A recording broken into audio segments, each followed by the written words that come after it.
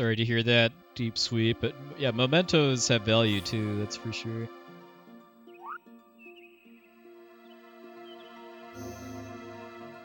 Oh yeah, it's a fun little Easter egg too, where you can get your character permanently referred to as Chumpy by certain NPCs if you kind of refuse to say what your real name is. Thanks for luck, Manix. I like that Alucard emote too.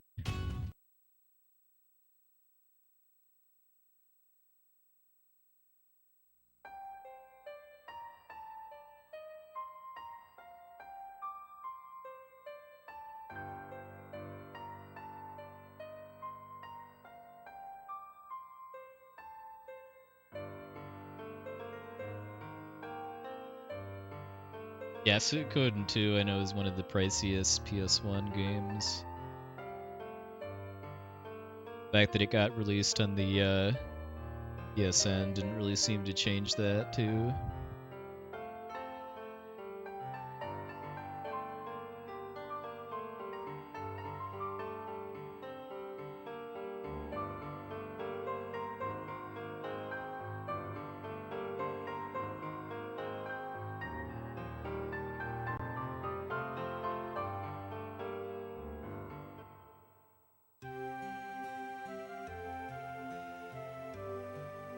I was happy to see Freeland get back to CV3, although he usually streams when I'm at work.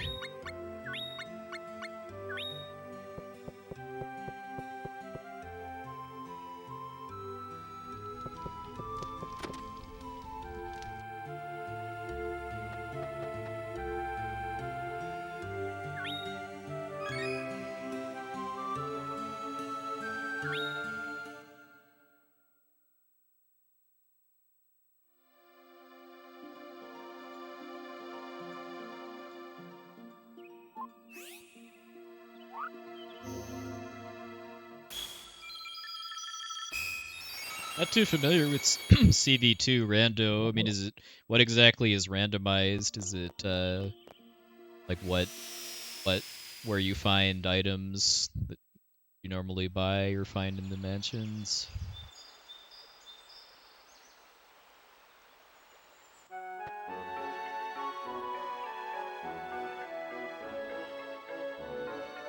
Hey, Argent.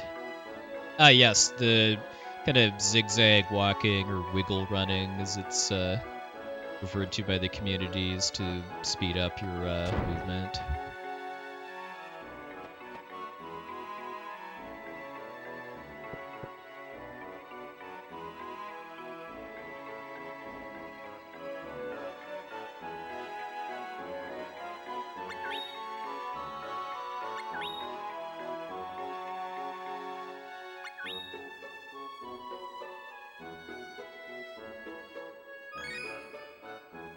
I feel like I'm significantly better at doing it, just kind of moving left or right, as opposed to up or down or at diagonals.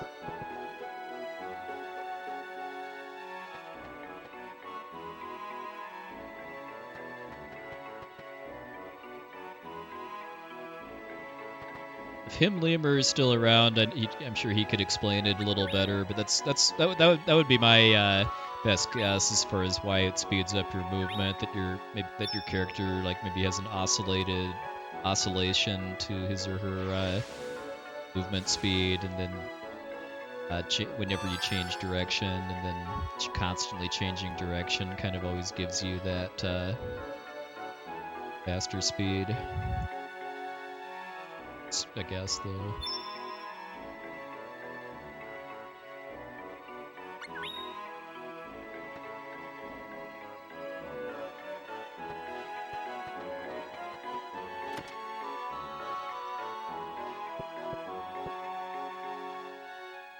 Hey, Greenie. Record for this category is 143.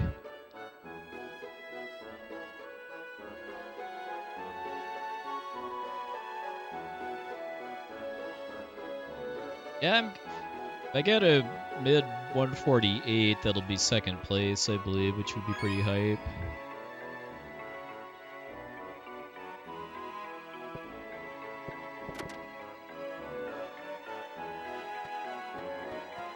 Yeah, I know a very good tell for if you've got a good rhythm or not is that you don't hear your character's footsteps if you've got a good zigzag rhythm.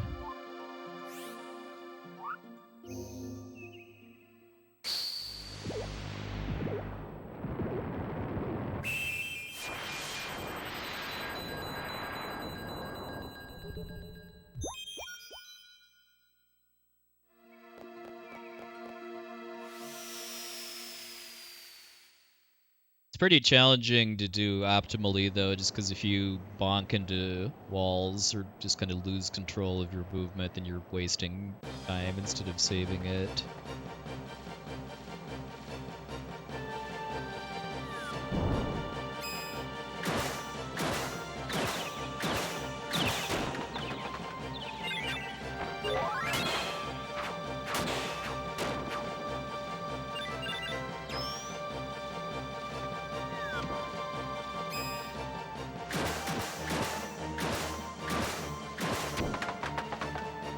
First 3 fights, there's kind of specific spots I'm trying to start the fight on to line up the spins. These spin attacks are a lot more technical than they look too, because there's a kind of a specific distance I'm trying to line myself up with the enemies so that I'm hitting them, but I'm not stunning them, because if you're getting chances to stun enemies, then you might get stunned yourself instead, which is very bad.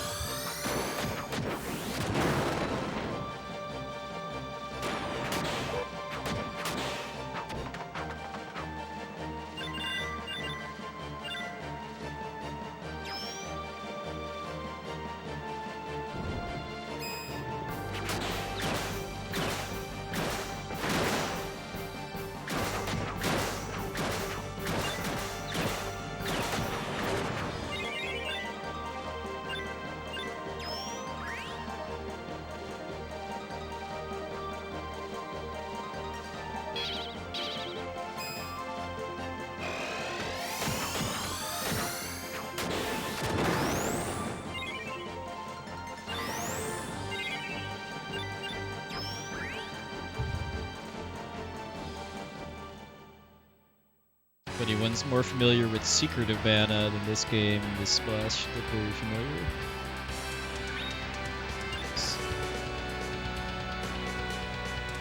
As we find out now if giving money actually causes problems with the route.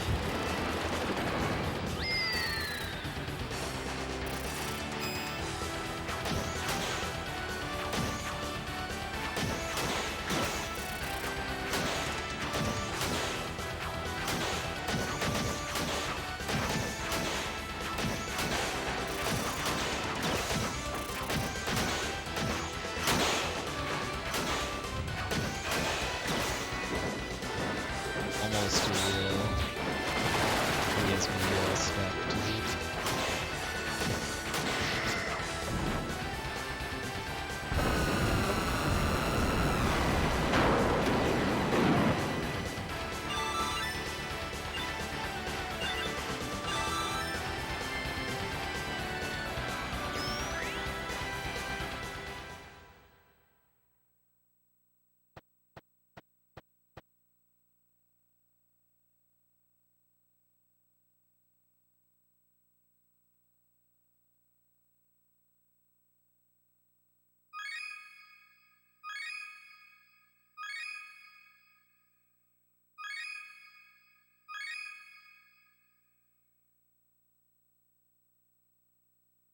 I've considered Secret of Mana and Trials of Mana at occasions.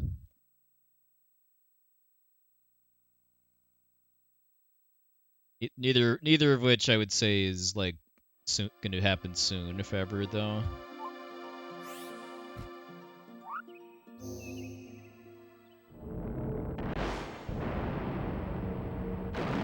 Yeah, agreed. Deep sweep.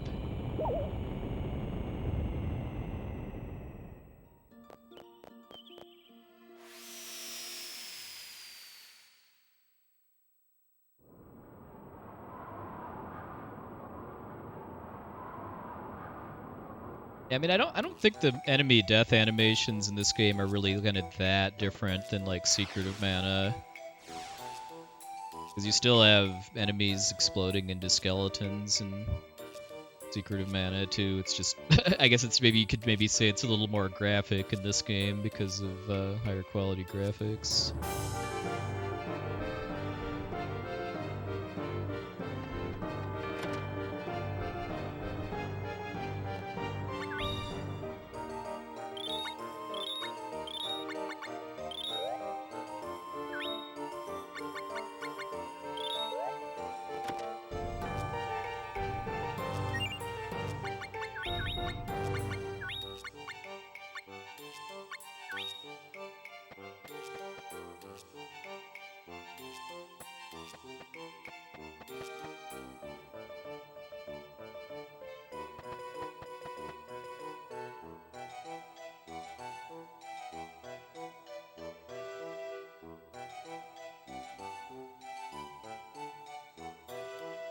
I want to say it's the goblin enemies that, in particular, that explode into skeletons when they die.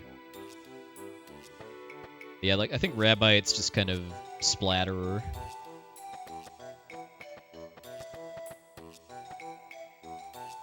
Yeah, Katse, this game's soundtrack is so good.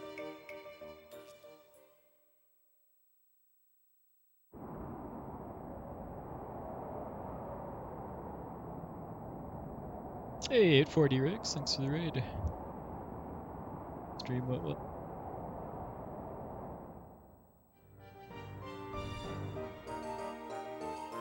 Mid Raiders.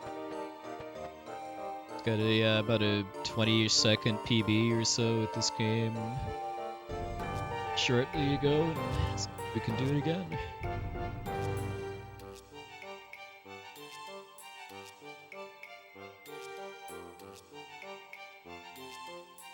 Yeah, thanks a lot. Stream what?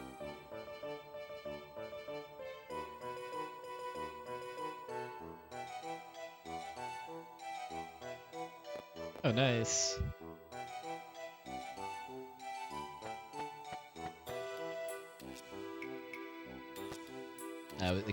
Was the candy skip not kind or something?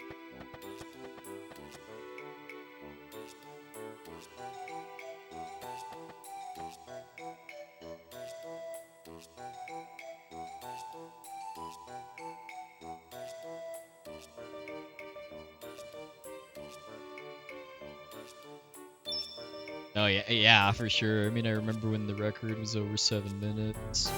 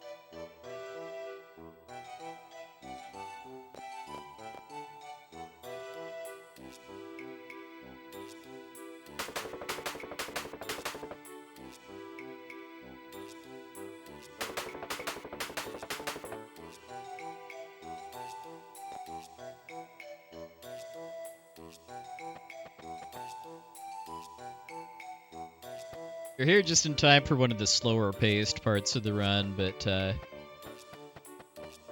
we're done with the Flame of Hope quest. Interesting.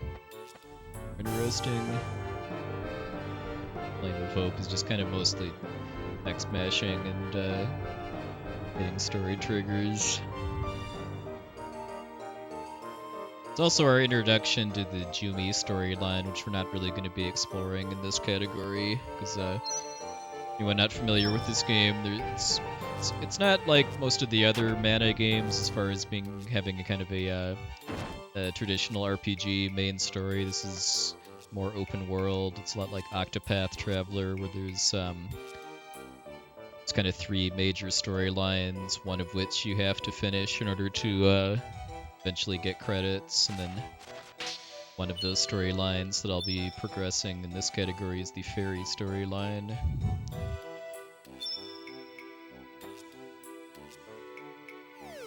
Which, despite the name, doesn't really have that much to do with fairies. It's kind of more about a forbidden romance between a priestess and a demon. We get introduced to the characters via fairies causing trouble in the human world.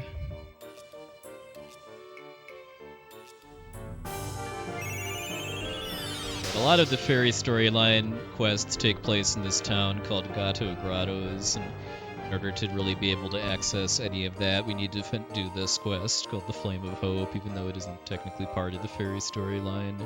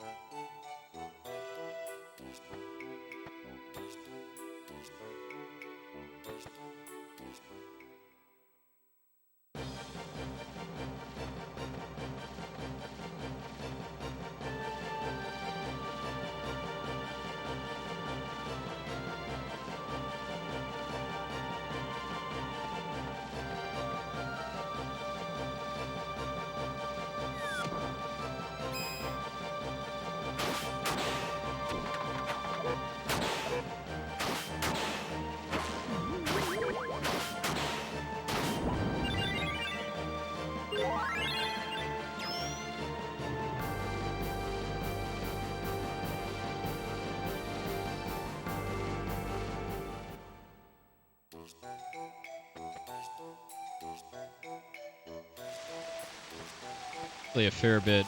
That's not that short of a dungeon, but if we know where we're going, we have to go through like screens a bit. We'll be coming back later, but fortunately we'll have access to a means of fast travel to skip it again.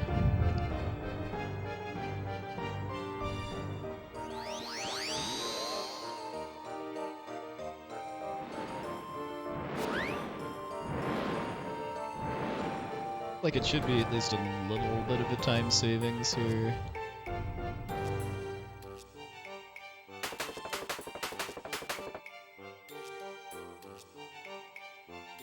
Somewhat cleaner fight.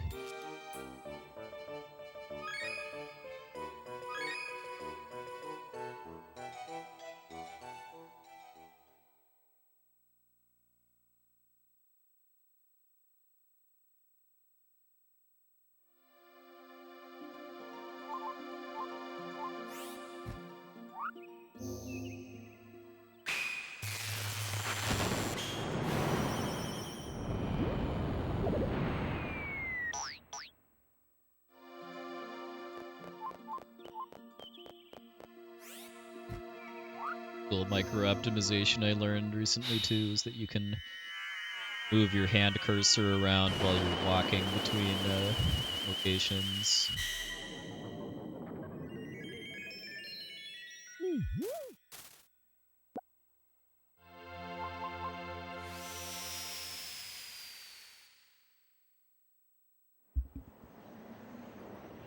Yeah, these artifacts that I'm turning into towns and dungeon areas are just kind of where the open world line of the game comes in.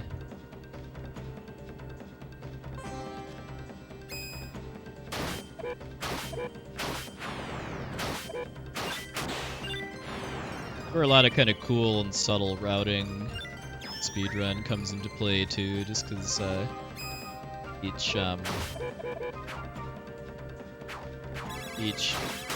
each area has a level associated with it. If it's a town, it affects what you can buy in shops there, and if it's a dungeon, it affects the level and stats of the enemies and bosses there. There's a lot of kind of cool and subtle routing into setting up, being able to buy weapon upgrades that I need from towns, and then keeping the stats of enemies and longer dungeons as low as possible.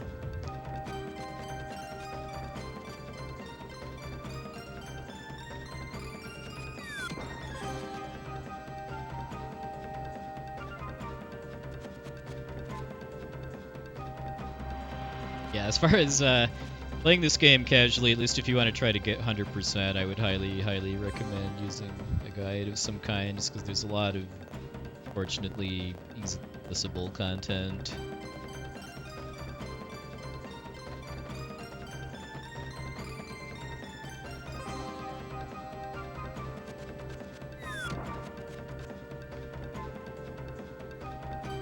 Yeah, I think legendofmana.info, I want to say, is the site that has a really nice 100% guide on it.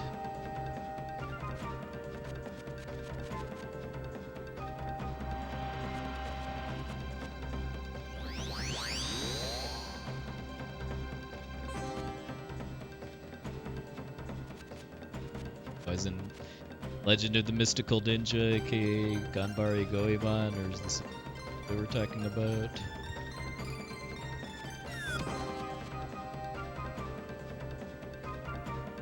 Ah, cool.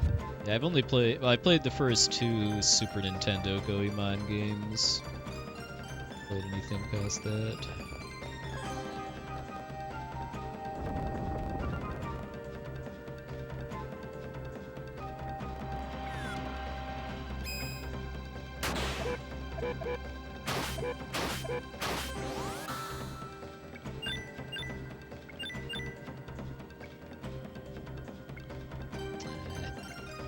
Crystal behind the...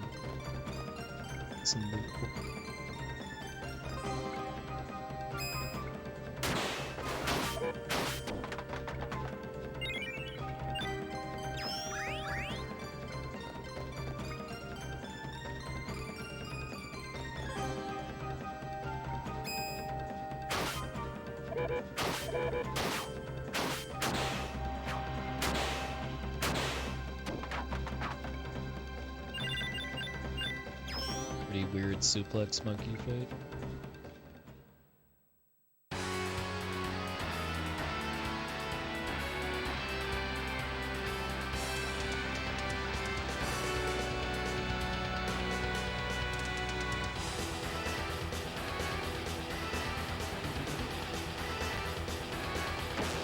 This is one of the more difficult execution-based boss fights in the run, just because I have to maintain a really long combo where I'm using a power attack with my sword and then canceling the recovery animation.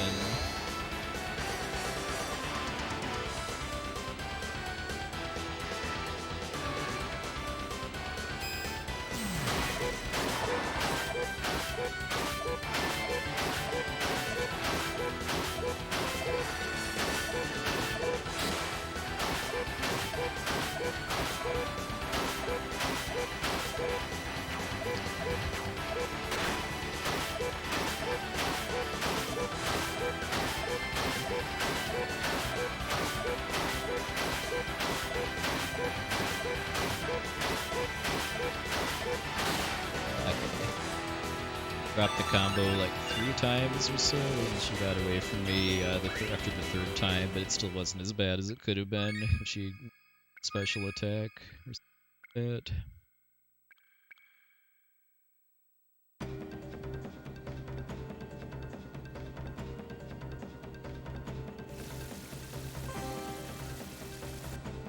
Yeah, it's the worst when she turns into bats and swoops down from the ceiling.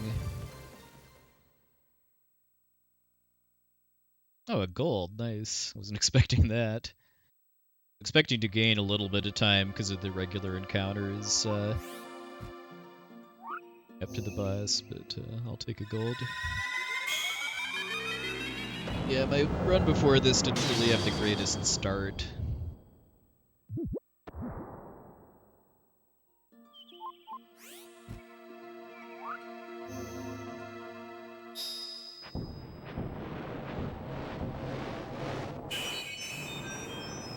I'm putting down a couple artifacts now for places I'm not actually going to be going to, but it's needed to increase the land level for Polpata Harbor Town when I lay that down so that I can buy a nice weapon upgrade there.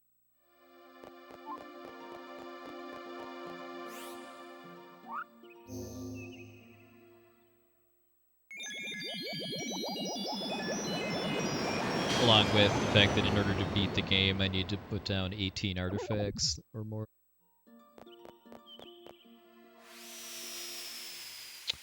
There's a couple skippable encounters. Like, there was one I was able to skip in Gato Grottos and the Flame of Hope by kind of hugging a wall really tightly.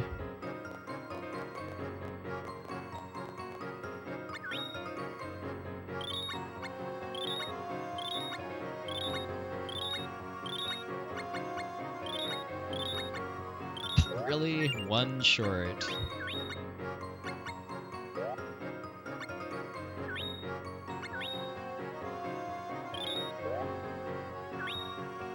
That big seed coming up and down the list.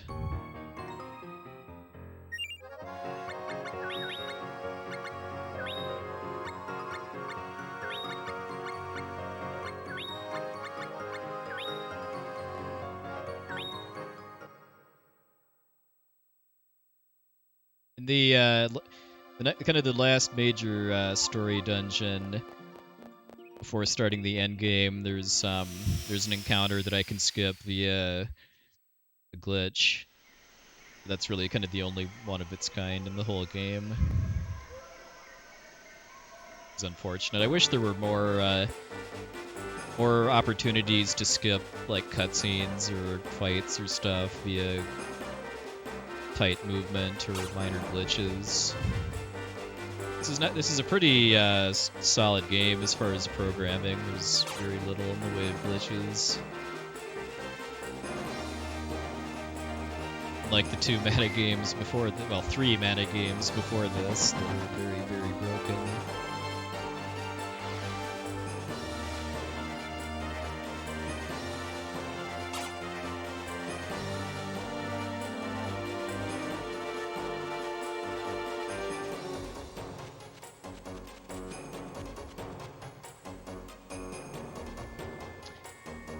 Yeah, I really like the way they design NPCs in this game, both visually and just kind of giving them continuity with kind of where they are and what they're doing.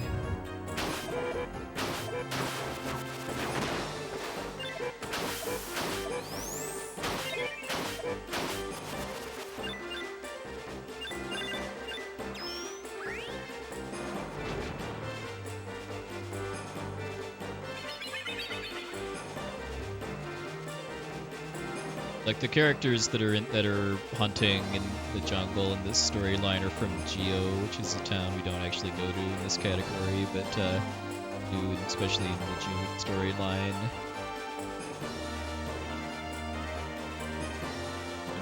You'll see them if you go to the palace in Geo.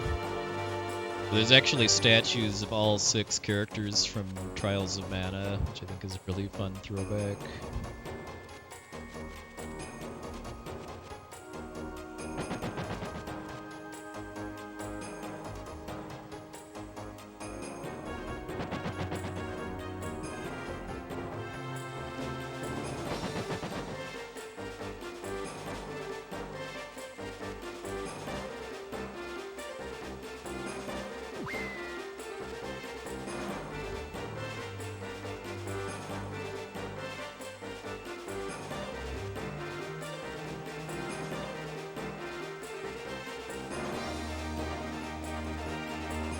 stopping into an area we're not supposed to go to until a future quest, which kicks us back to the start, and that speeds up.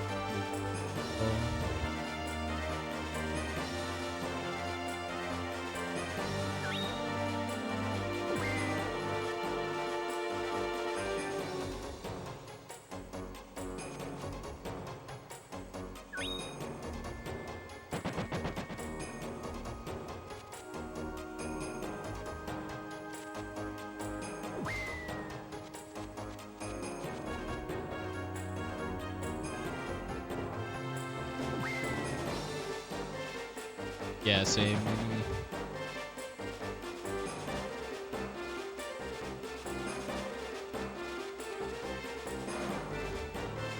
Well, I can pretty easily forgive this game for kind of not really having a terribly strong kind of main storyline to connect everything together.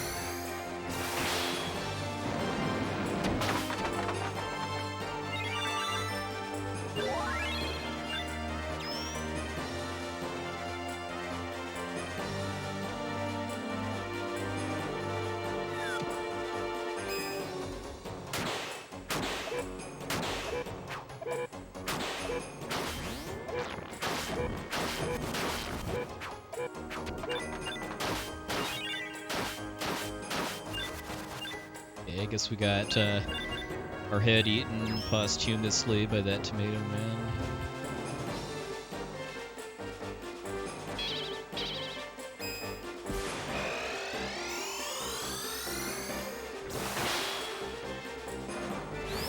Yeah, like there were some things about especially the Jumi storyline that I just did not understand really until playing the remaster where it was retranslated.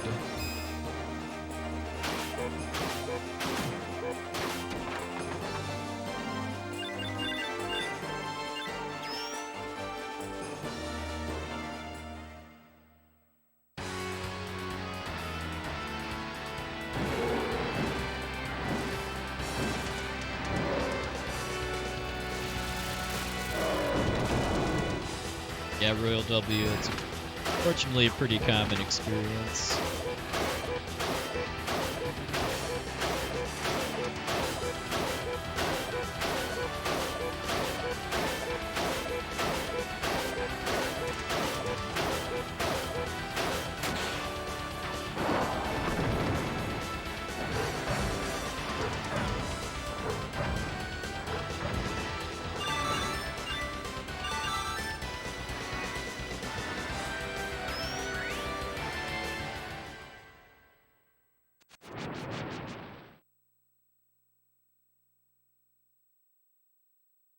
Yeah, that's fair. Especially the figuring out how to end the Jumi storyline is kind of rough too. So you have to go to the church in Domina, which I don't think you're really ever given any clues that you're supposed to go there. Hey, Linux Mint. Why am I losing so much time here? Oh, probably because of the shopping.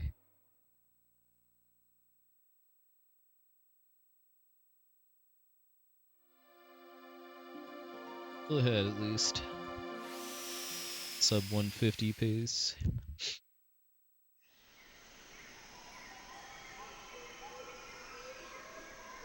Well, the biggest thing I was really hoping to get kind of improved in the remaster was just better guidance for like the equipment forging and like magic and golem systems, which are just very, very obtuse.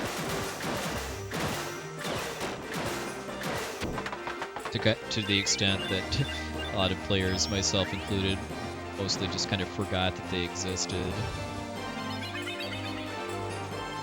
Hey, Inven, thank you very much for the raid.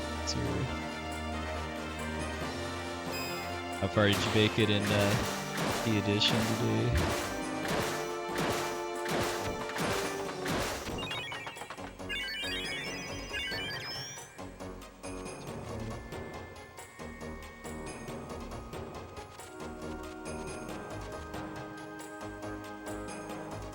Oh, nice. Yeah, I had some issues with Catablupus and Carbuncle that being insurmountable.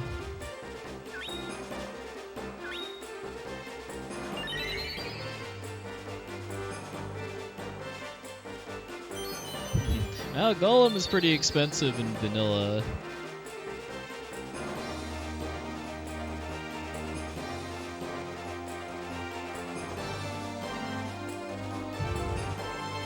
I don't even remember what I did for Catablupus.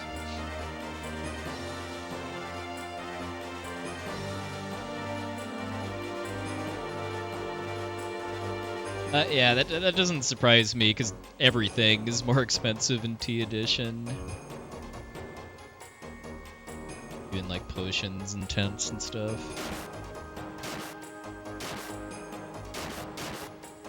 Also evening Skeleton. The dragon storyline, and then any category that involves having to do the dragon storyline, like all stories or all events, requires having to get a pet. Need to have a pet for, I think, the Bone Dragon's dungeon. There's 3 switches where you have a third person do this one.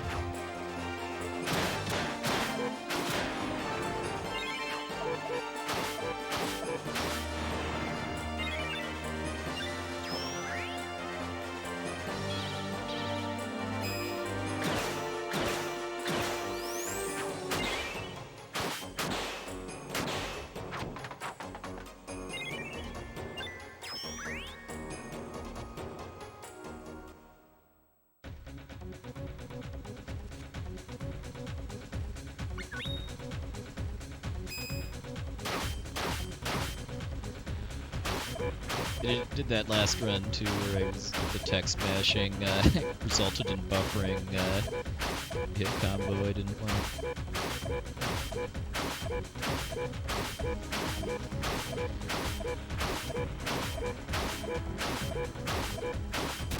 Alright, pretty nice Punk Master fight though. Yes, that boss's name is Punk Master.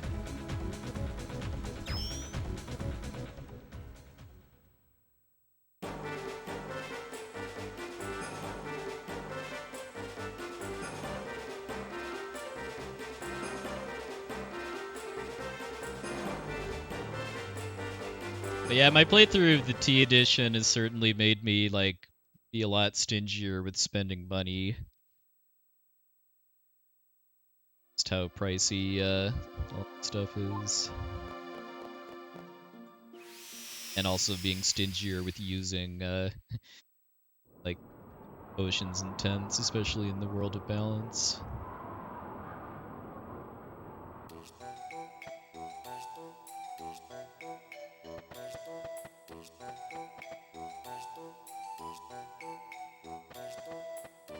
Yeah, I'm pretty far. Like I've been in the World of Ruin for quite a while now. I've been having an absolute blast. What I like to kind of compare T Edition to is if there was an FF6 final mix, kind of like the Kingdom Hearts games. There's a ton of added content and well, it's not really a difficulty option because it's just the game is harder, but it kind of feels like playing a Kingdom Hearts game on critical difficulty. Yeah, I'm playing on SD2 SNES. I used a I'm using the MSU pack in order to make the music sound better.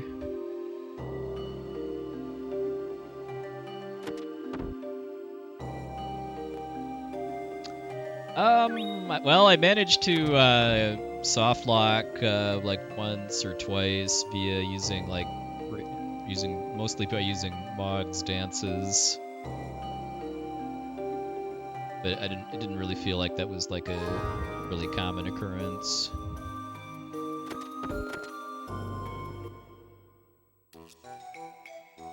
I've definitely noticed some vanilla bugs that are still present, like the bug where if you have dialogue at the start of a boss fight, then all any spells or actions taken on the first turn have 0 charge time.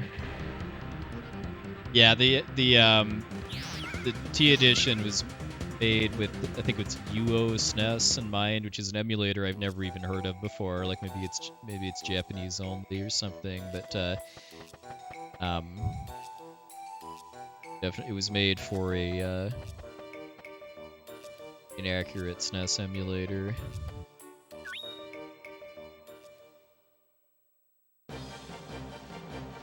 But since in setting up the MSU pack, I haven't really noticed any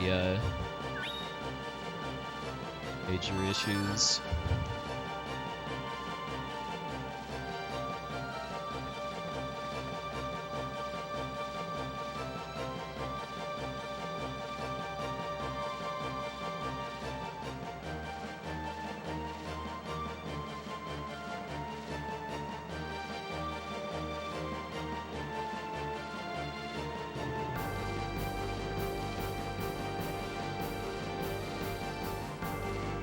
I think the person that made the T Edition hack pretty clearly just loves FF6 and the Final Fantasy series in general a lot, and has put a lot of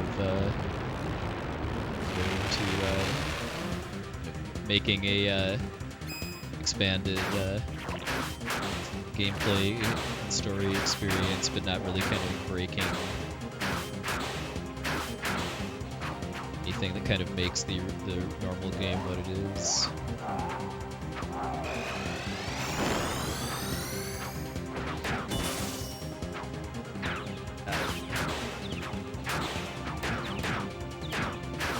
Let's give a couple of my jump cancels. Ah, come on. Well, its green stun lasts way too long, too.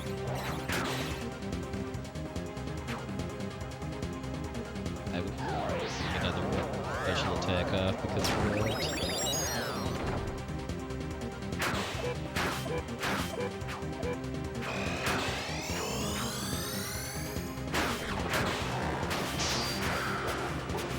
Well, another rough Spriggan fight.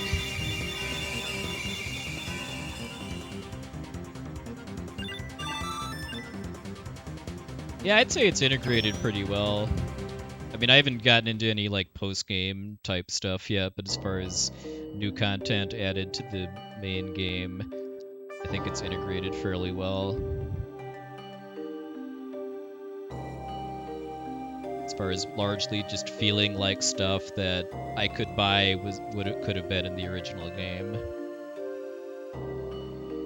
I'm being intentionally vague because I don't want to spoil people that are planning to play it and haven't yet, but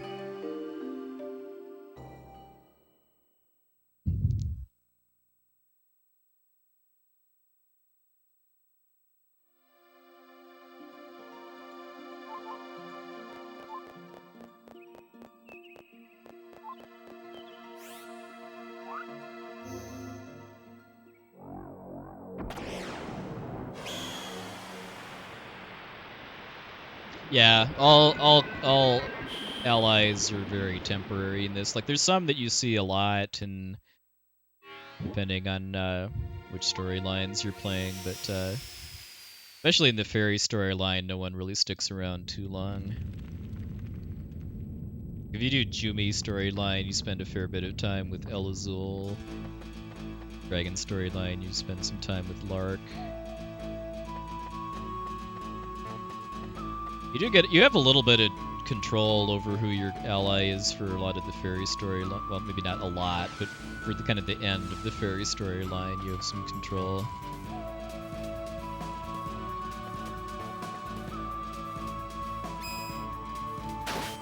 It is also possible to have a second player take control of the ally too.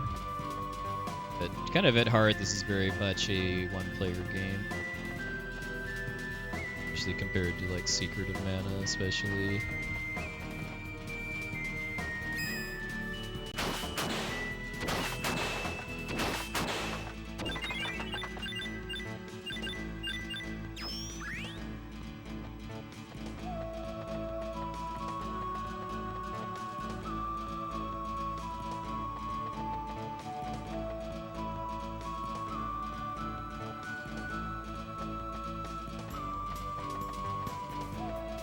tempted to go south again, which I did it like a couple weeks ago.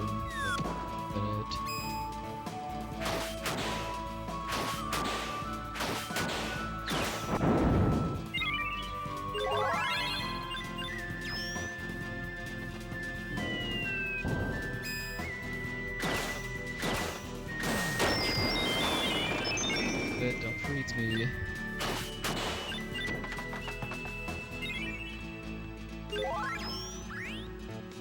Previous PB before this one, I got frostied by that ghost in the last like 20 seconds.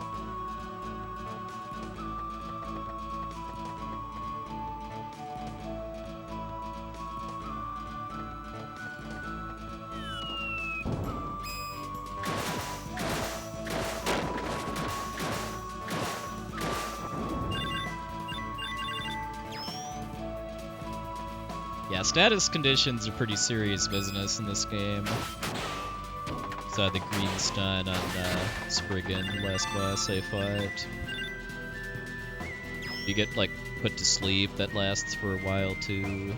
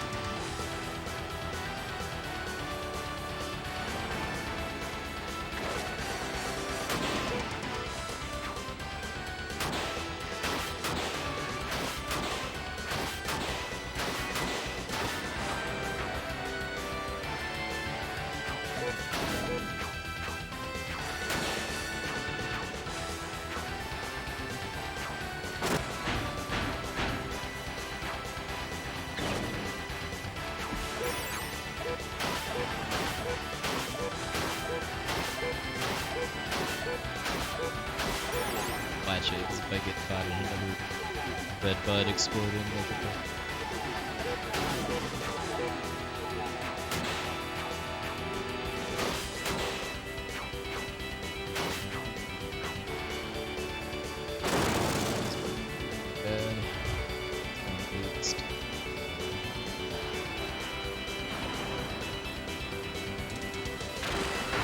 yeah, PX.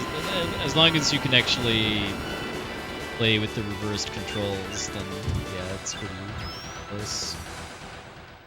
Yeah, all that being confused does in this is just reverse your D-pad controls.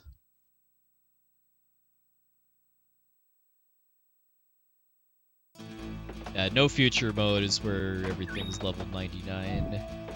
Yeah, I'm sure that boss takes a very, very long time on no future mode.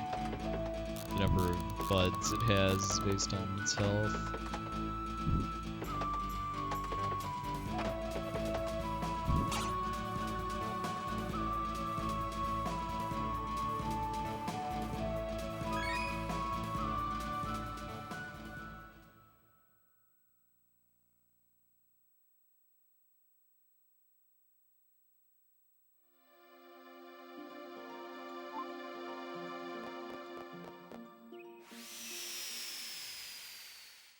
One thing I do wish the HD remaster had added was a higher difficulty option that doesn't require New Game Plus.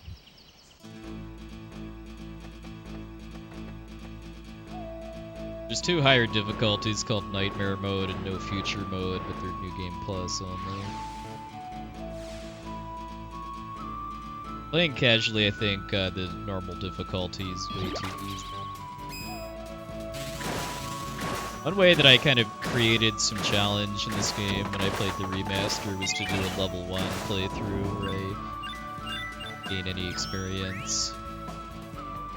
Because you can opt not to get experience from boss fights just by kind of waiting for the experience crystals to despawn.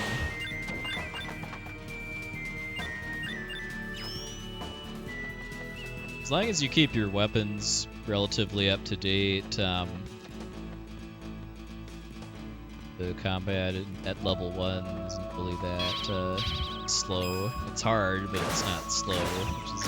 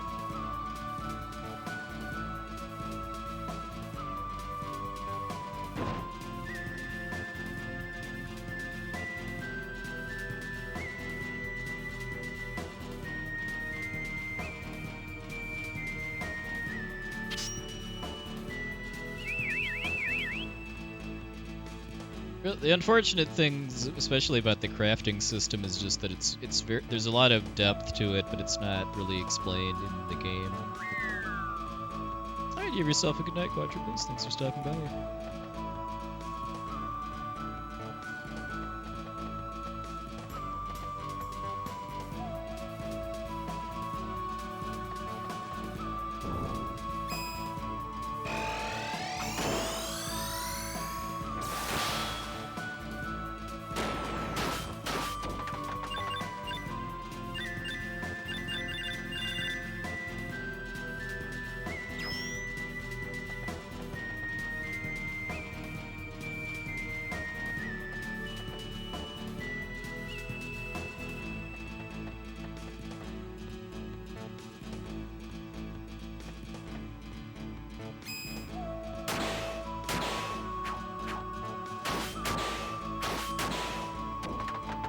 One miss, I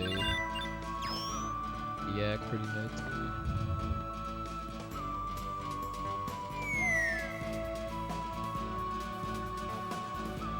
I'm up against a pretty good deny boss fight, so get a good stun lock again.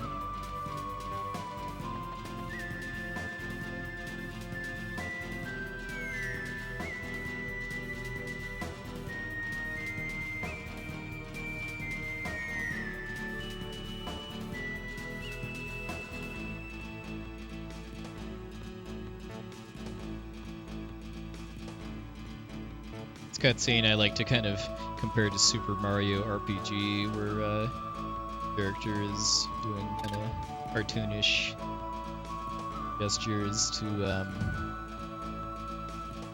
get around the fact that he or she doesn't speak.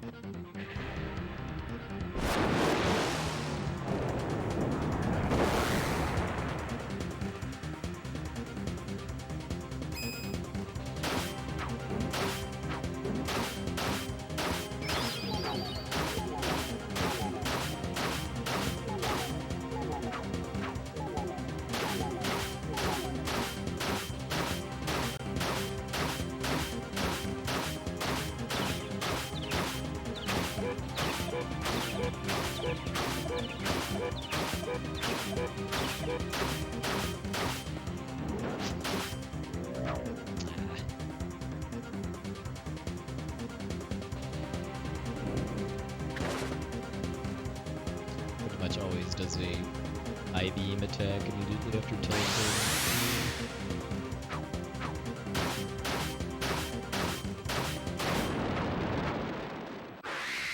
Some time here now. Not too much though.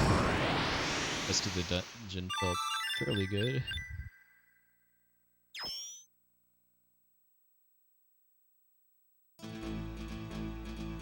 One thing to keep in mind though, when just kind of with the short length of Legend of Mana speedruns, is that we're not playing the full game. We're just doing one major storyline plus the end game. Like I like to say that for this Faerie storyline speedrun, I'm only doing about a quarter of the game.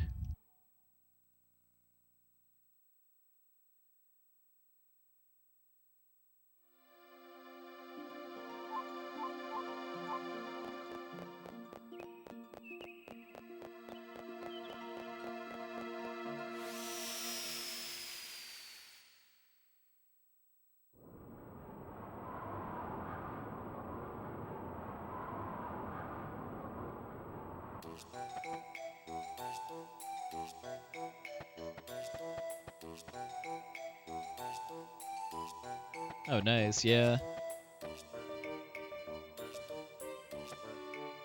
Buffalo retro controllers are definitely pretty solid for the price point. Like kind of come to like 8-bit DO controllers a little better.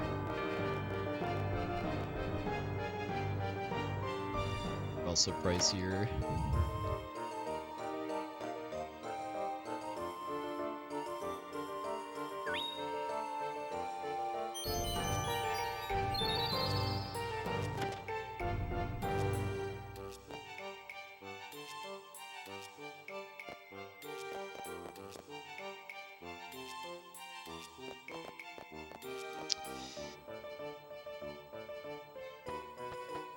So much.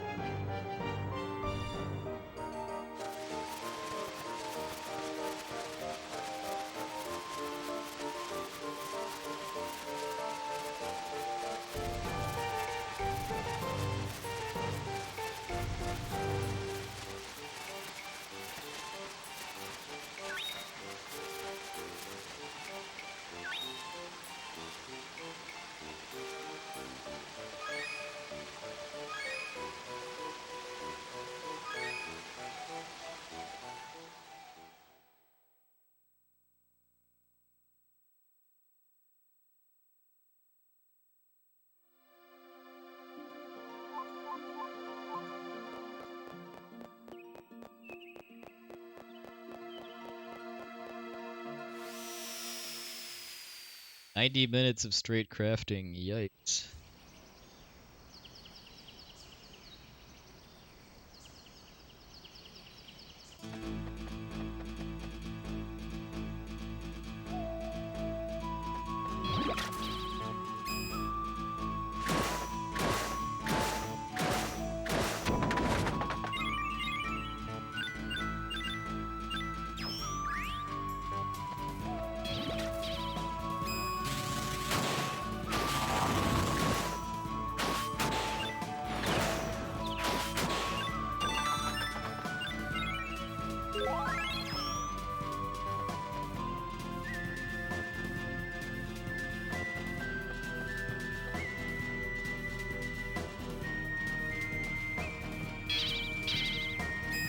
I've heard it is possible to make a weapon in this game that can one-shot the final boss, even in No Future mode, where she's level 99. It's kind of how absurdly overpowered weapon you actually delve into the crafting system.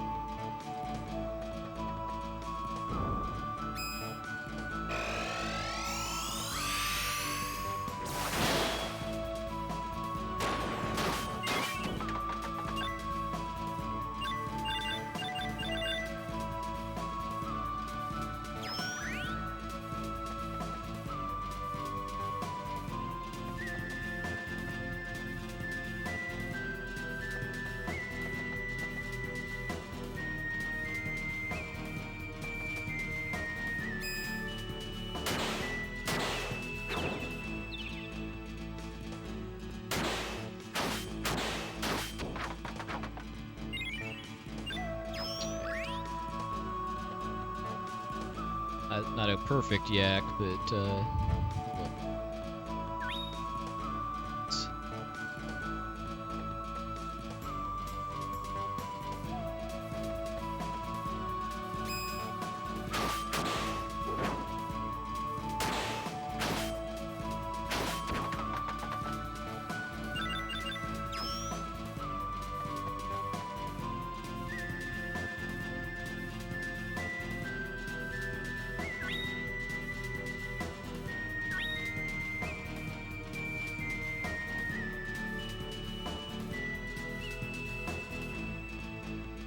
yeah, I dabbled briefly in Nightmare mode on the HD remaster, but I was kind of never really able to find a nice balance to make it actually fun.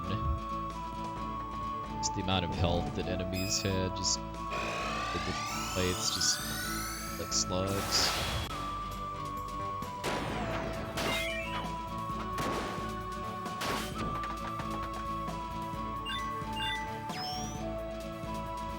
I didn't want to forge a overpowered weapon and make it too weak.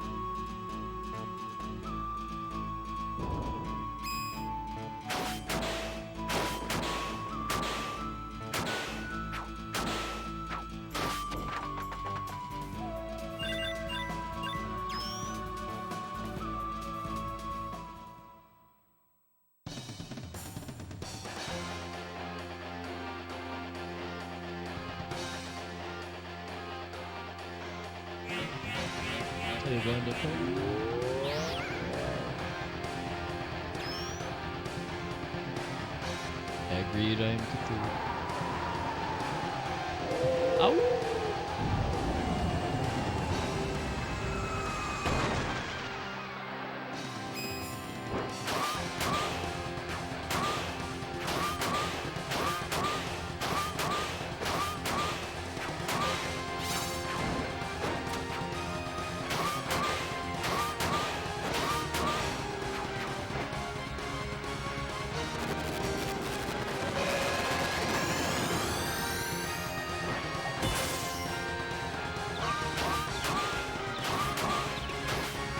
Hey, nice fight. It was doing a little better than the first one. The last one. Just dance around the stuff.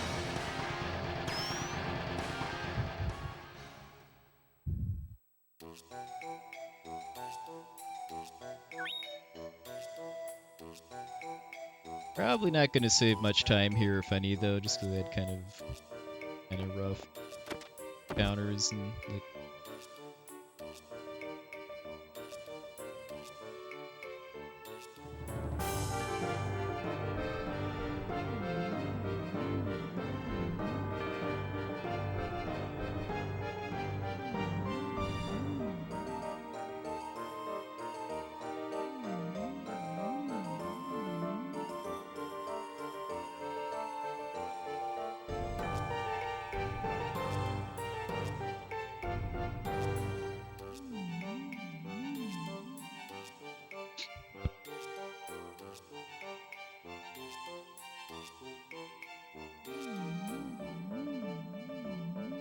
Hopefully, Square Enix sees the error of their ways eventually and patches the AWU back into the HD remaster.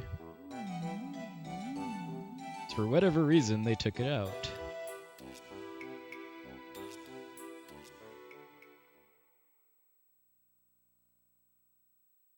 Alright, so the better Boreal Hound fight partially made up for some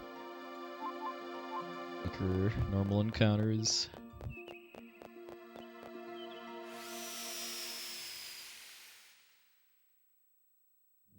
Yeah, I never really thought about that, but yeah, I can see that.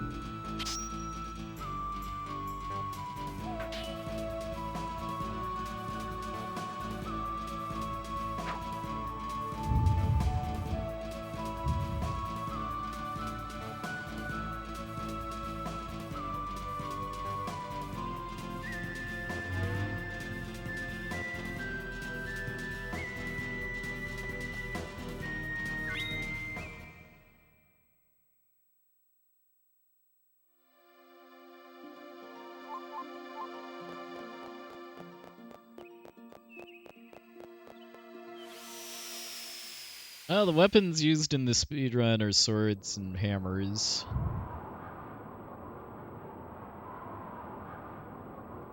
Can't say I've ever really used either of the axes very much in any playthroughs I've done of this game. I know Dragon storyline I think uses axes.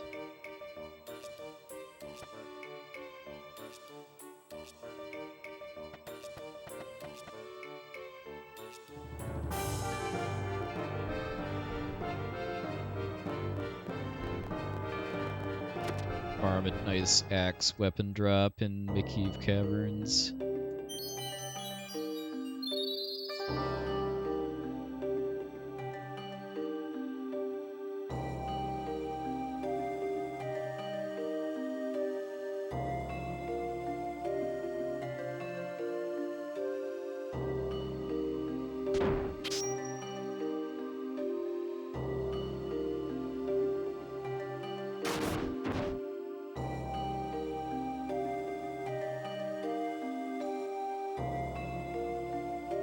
Yeah, I know the strength growth for hammers is part of why it's used as the starter weapon.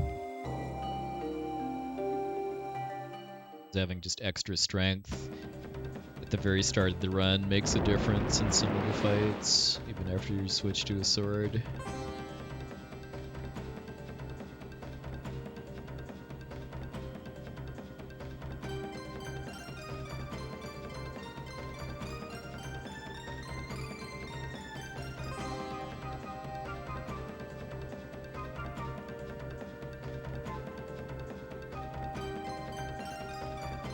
Do the menu correctly here this time and equip Counter-Strike on circle instead of on triangle. You know, that's a question I've never honestly considered, but yeah, I couldn't tell you.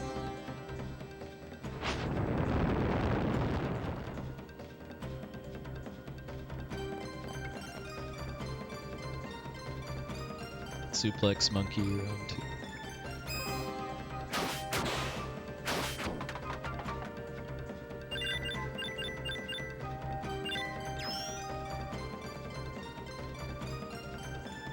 I can buy that.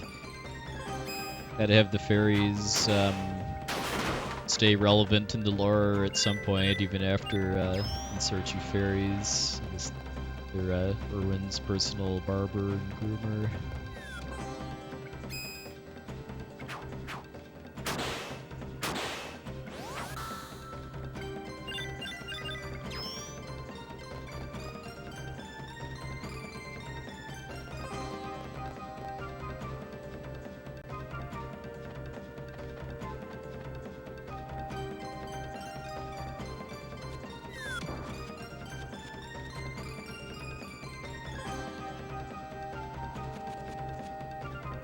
Hey, John Retro.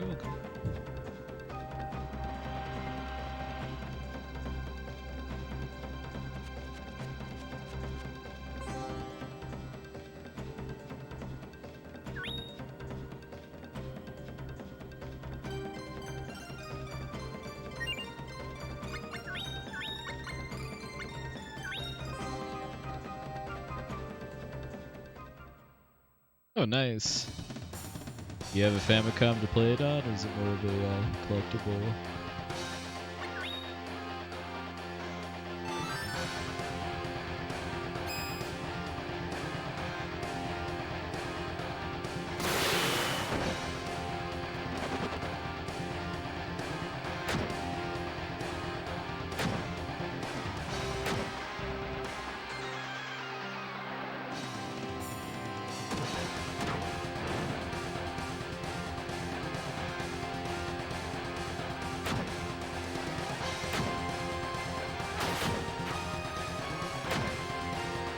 Done a regular attack at the very end there.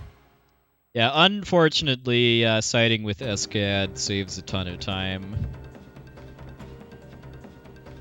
The choices you make in the dialogue throughout the Faerie storyline set up basically who lives and who dies at the end, and we're basically making everybody die because people that die can't speak. So if everybody dies, then there's way less dialogue in the closing cutscenes of the Faerie storyline. Of course, I do say that in a game where there's an underworld that you can visit, where people that are dead at this point in the storyline are, but generally speaking, people that are dead can't speak.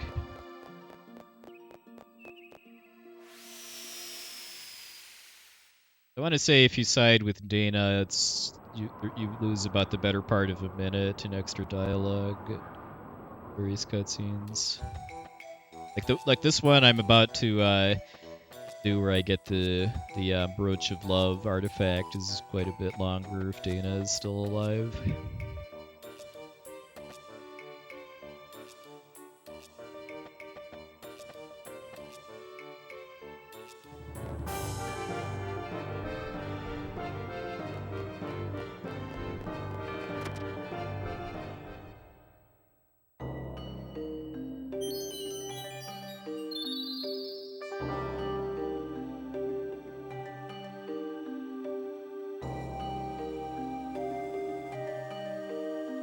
Swallowed 7 cities, but had to eat the volcano too.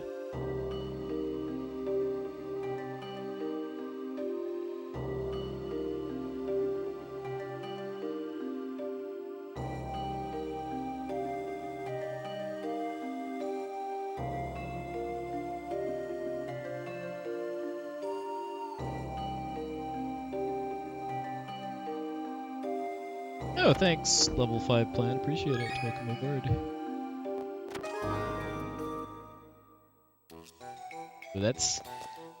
So I'm not. That doesn't make me happy to hear, given that I'm a huge fan of spicy foods. Hey, Porsche, thanks for the luck. That is 100% okay. I watch a lot of streams just for background music too.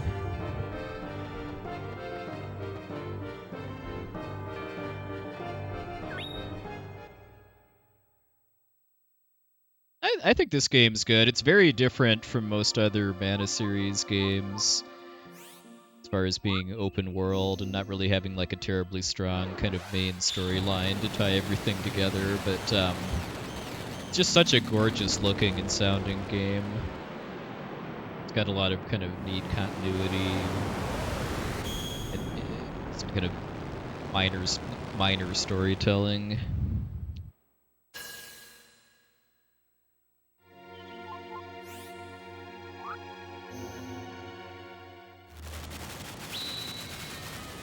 Thanks for good luck, Art.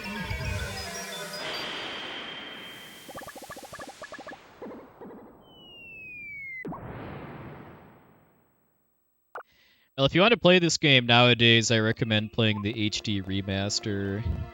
It came out, I think, last June, I want to say, on PC, Switch, and PS4.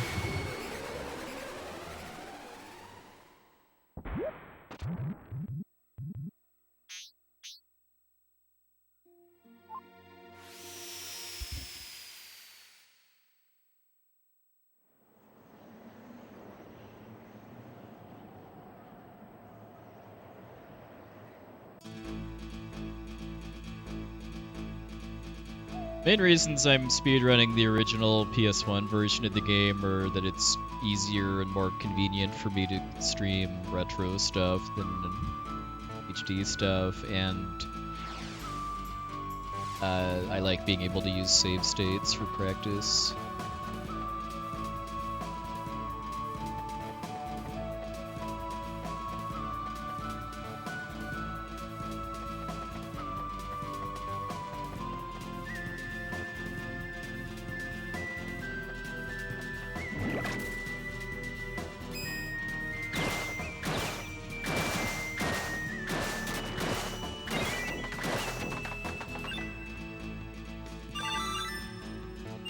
I have not played any of the Final Fantasy Pixel remasters yet, but I will someday.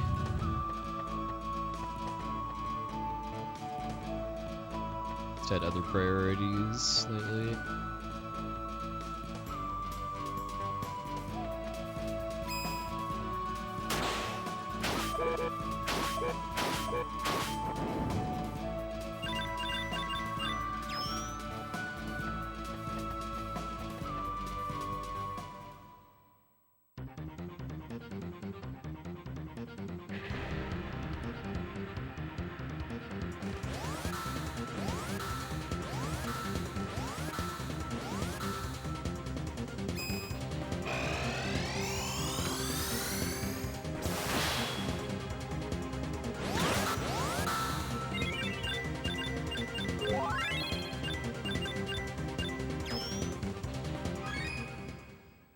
Yeah, the fact that the Pixel remasters are PC or mobile only is part of why I haven't played them yet, because I very much prefer playing games casually on console instead of PC.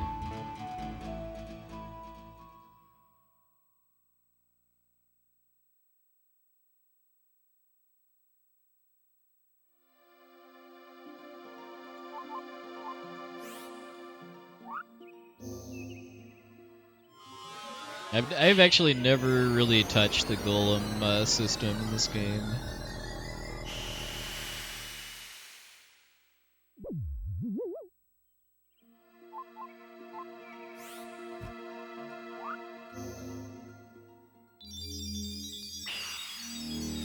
I have an easy time forgetting it exists, too.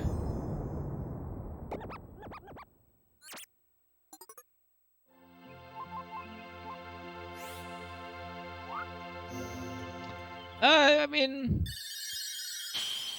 Kind of just depends on what you're looking for, really, because like the pixel remasters are just based on the original releases of all of the games, and they do what they're trying to do very well.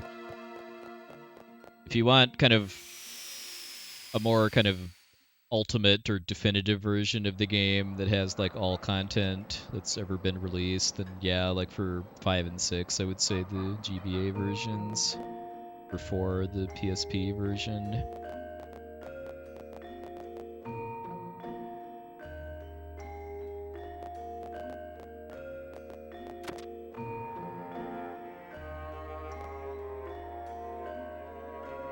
And this game's whole soundtrack is amazing, but if I had to pick a single favorite track, I would probably say the Leucemia dungeon theme. Going next after this quest.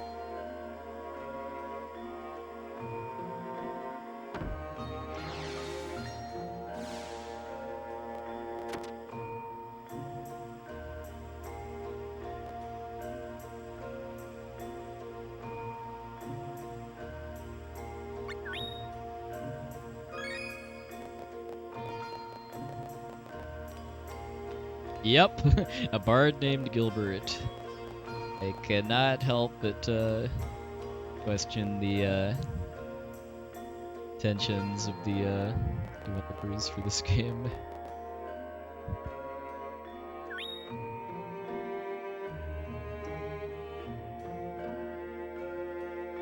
People that don't know, Gilbert is the Japanese name for Edward in Final Fantasy IV.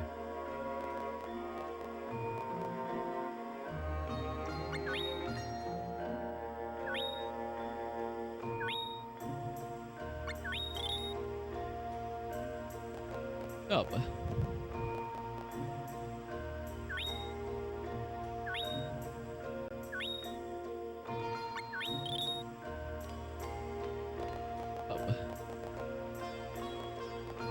Away, please. Thank you.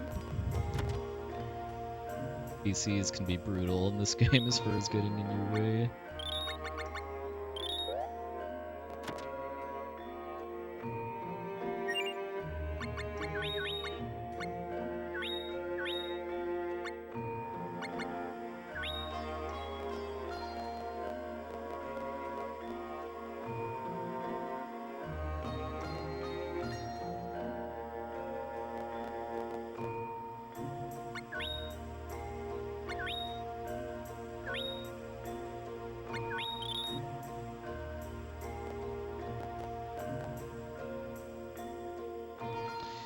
Horror games need to be like Final Fantasy Mystic Quest and give you the option to jump over NPCs. Yeah, when I played the HD remaster after it came out, I did actually translate the Dudbear language, just that I could say I'd done it once.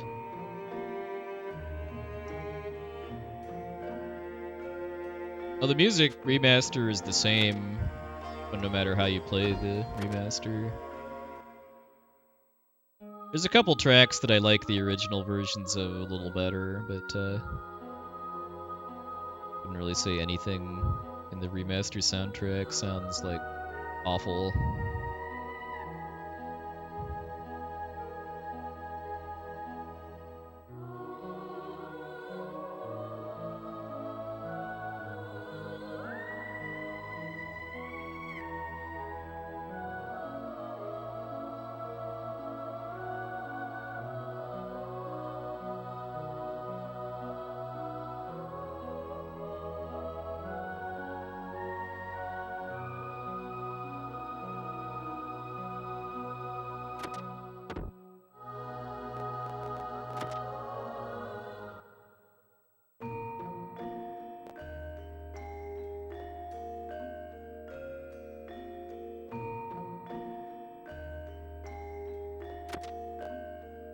Oh yeah, you had a D&D game with Dudbears in it? Nice, I approve.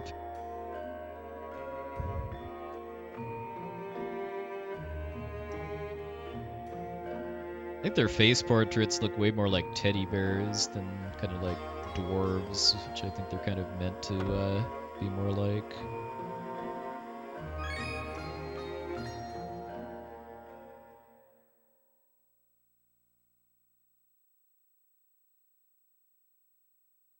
We just acquired the artifact that would let us start the dragon storyline, but it's putting it down to get our 18 artifacts in order to be able to access the end game.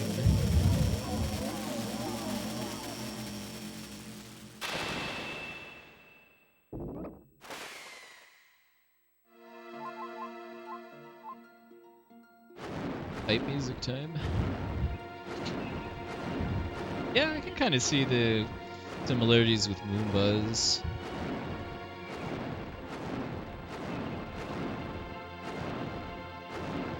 Cute, lovable furry critters that have their own language.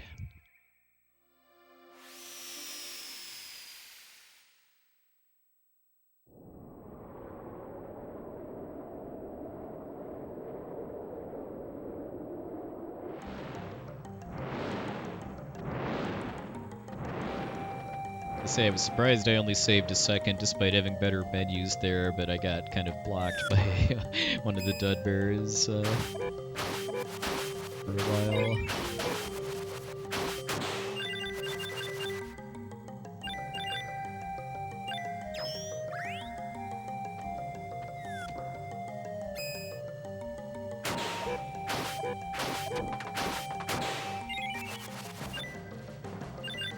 My favorite storyline for casually Jumi storyline for Speedrun, Faerie storyline.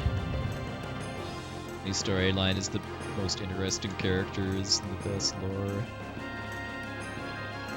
But because of that, there's also a lot of text mashing. Speedrun Jumi storyline. It's actually kind of a mixture of both. Like the combat system has a lot of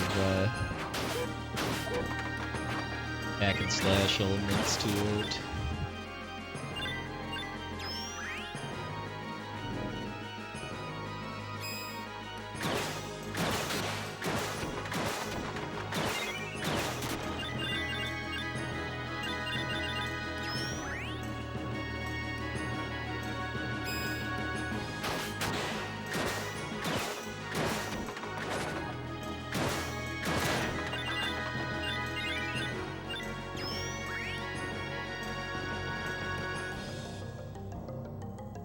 Oh, is that the glove that got nerfed really hard in the US version? I wasn't even paying attention to the drops.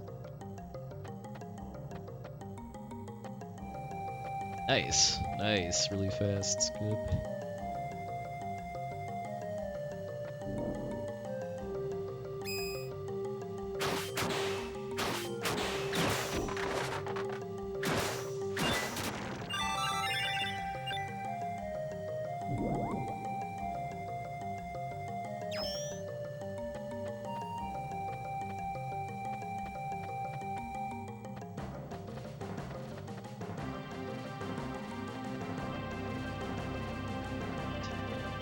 Slow, but probably still faster than actually doing the fight.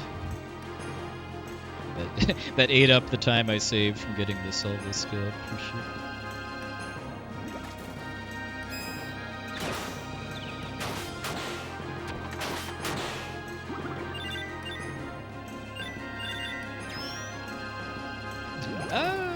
That's a good question. I mean,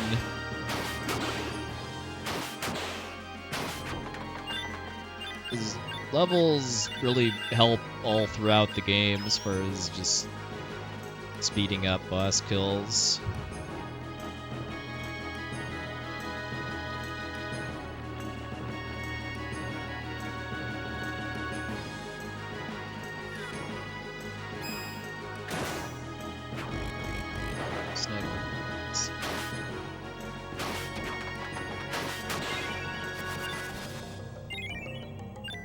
I didn't get chain grabbed by the snack.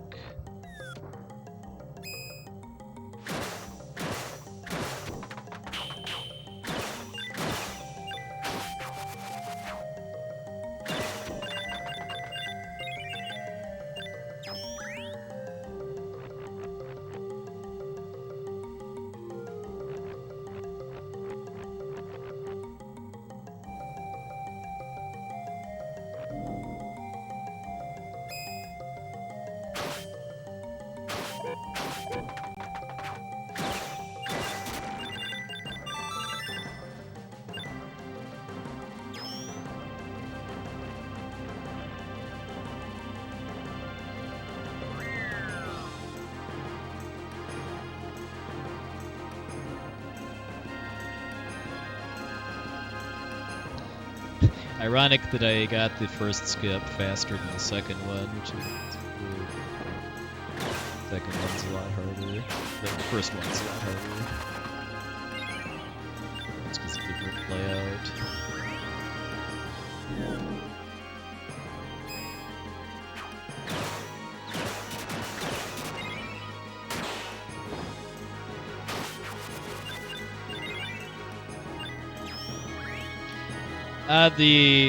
The clips through Selva, one of the wisdoms that I was flipping through, are possible in the HD version, but the battle skip I did, where I clipped through a inactive snake enemy, is not possible in HD. That's actually a soft lock if you don't know how to deal with it, which is why it got fixed, I'm sure.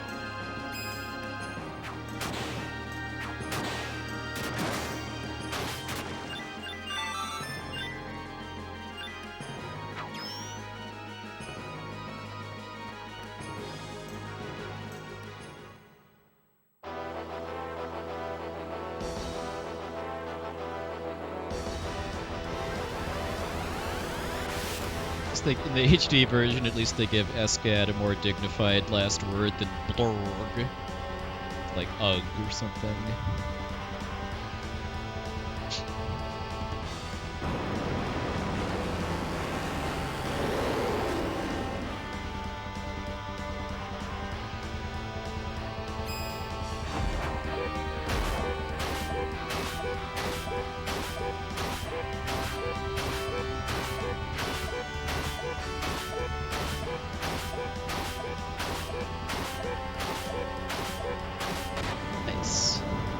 A little worried when he didn't jump right into range of my sword, but then did a double jump and I got it.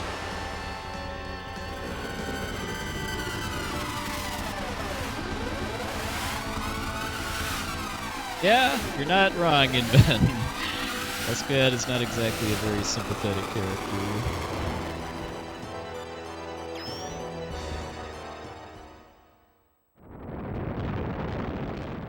Neither is Irwin, really.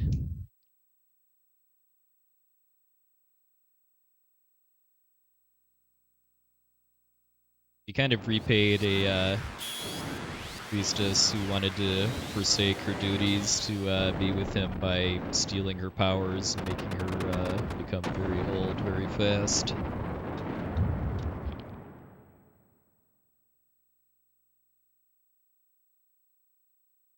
A strat-style RPG, you mean like a tactical RPG?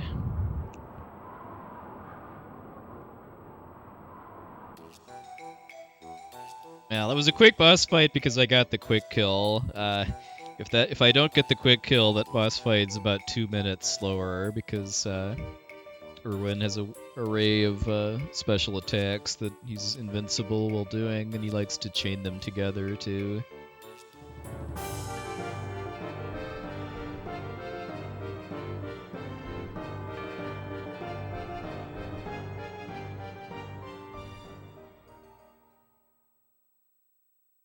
This feels like it should be a time save between Irwin quick kill and decently clean normal encounters.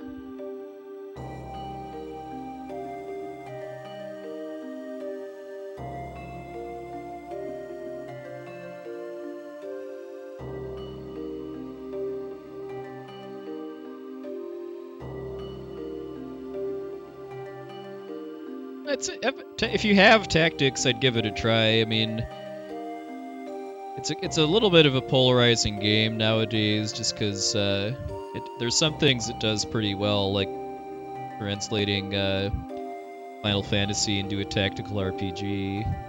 But by modern standards, it's kind of a slow-paced and imbalanced game.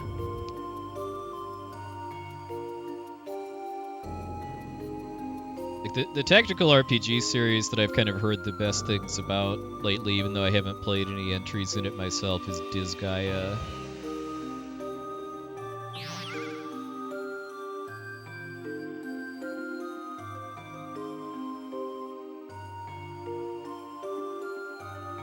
I feel like if I'm gonna PB though, I do need to save some time on this split. I've got some time to save in the Cage of Dreams and Legend of Mana, but not a ton.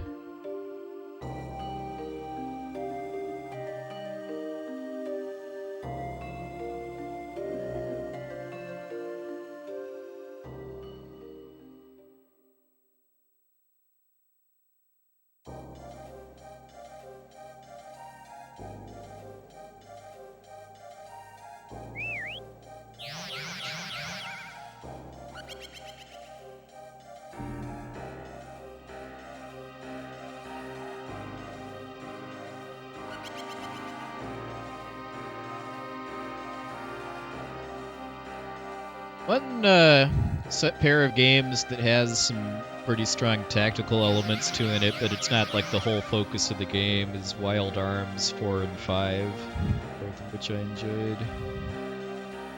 Especially Wild Arms 5, those are PlayStation 2 games.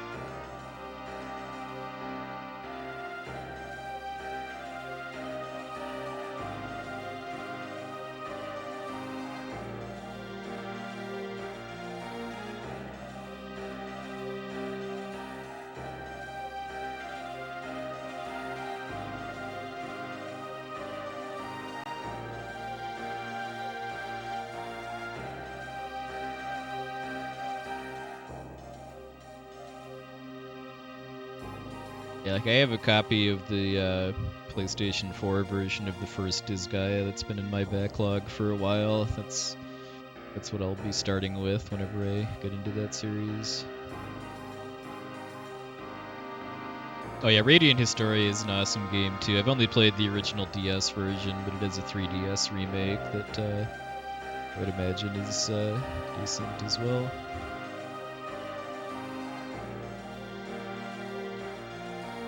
Alright, should save a little time here.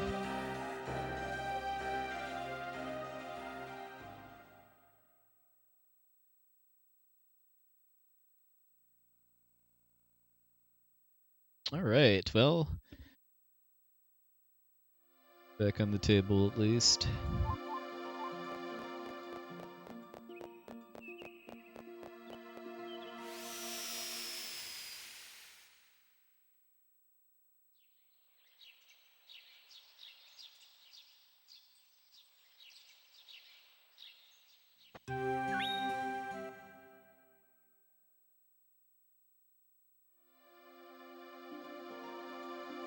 I barely miss PBing. It'll probably be mostly because of the Gorgonai boss fight. Or that was probably the biggest oopsie on my part.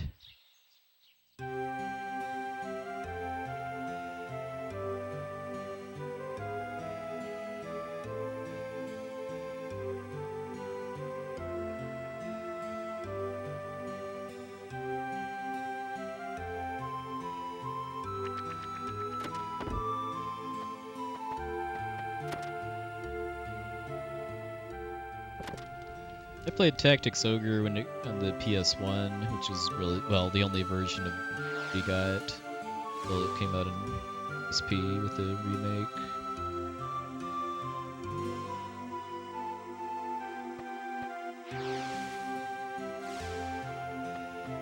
Yeah, I don't have a subscriber button just because I prefer to keep streaming purely as a hobby.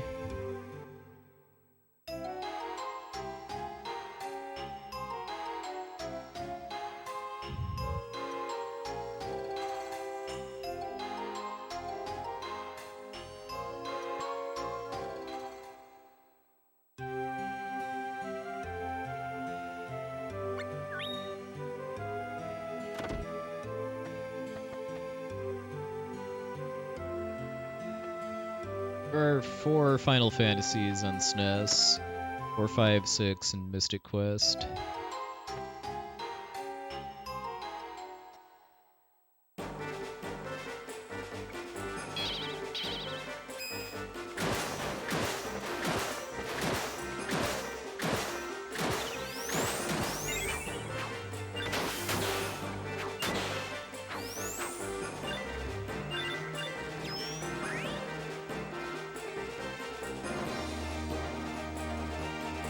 Yeah, there's something really to be said about PS1 games that have that are based on sprite work instead of 3D models.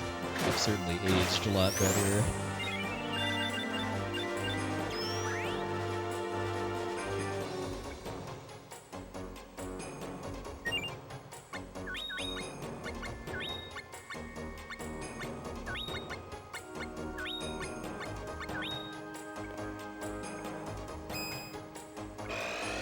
Final Fantasy Tactics, which people have been talking about, is another one that has really good sprite work, as the Valkyrie profile that comes to mind, and the Mega Man X games, Castlevania Symphony of the Night.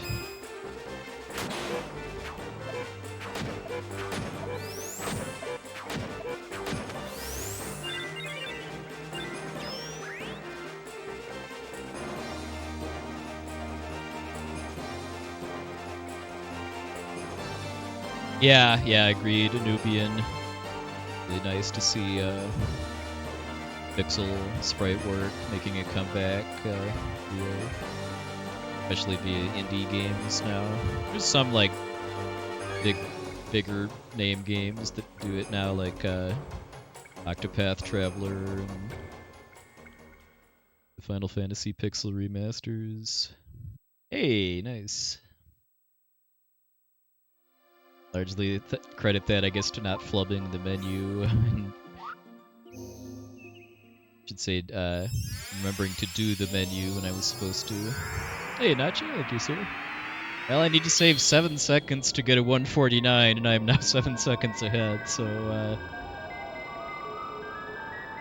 nothing could ever go wrong then.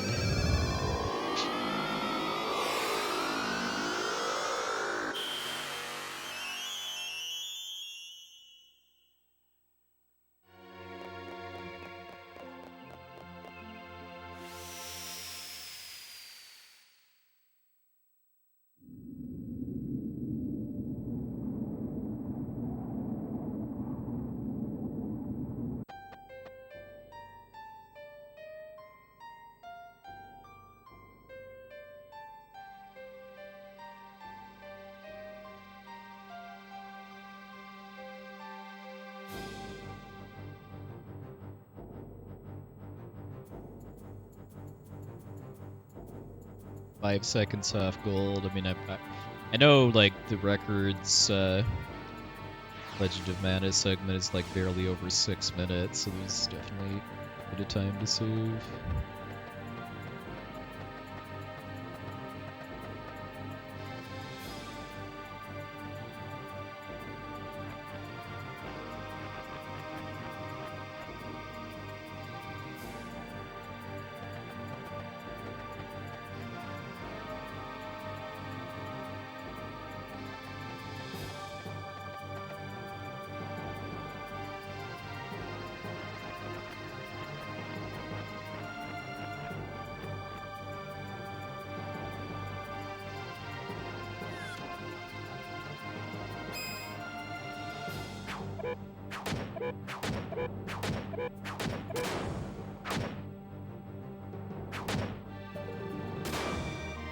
How did I get the name Poexel?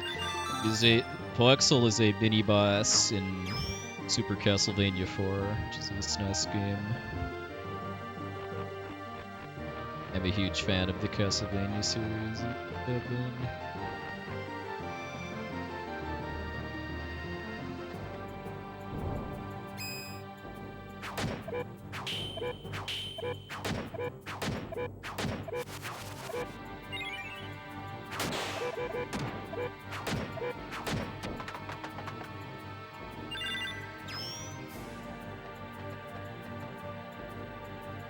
Yeah, Poexel just licks you out backwards.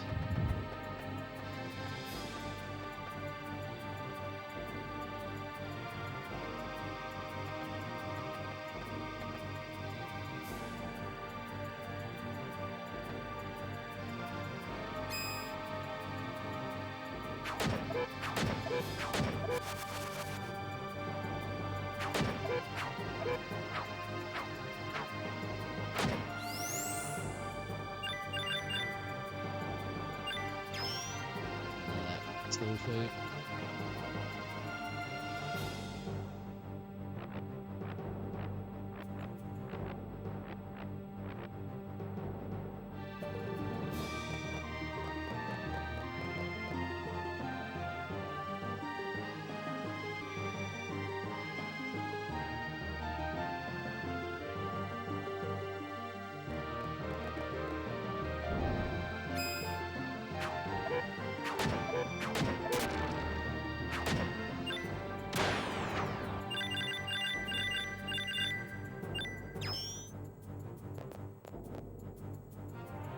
The new tech there with starting the fight when I was already lined up with the Punk Master enemy.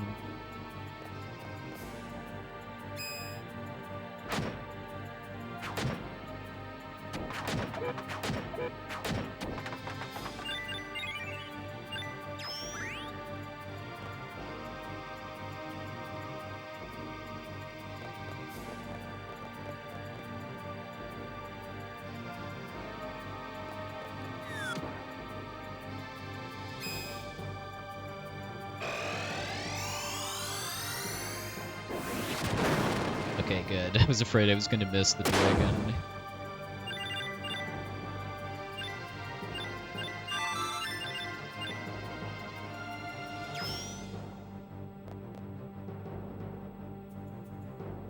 You have pretty generous range with your AoE special attacks.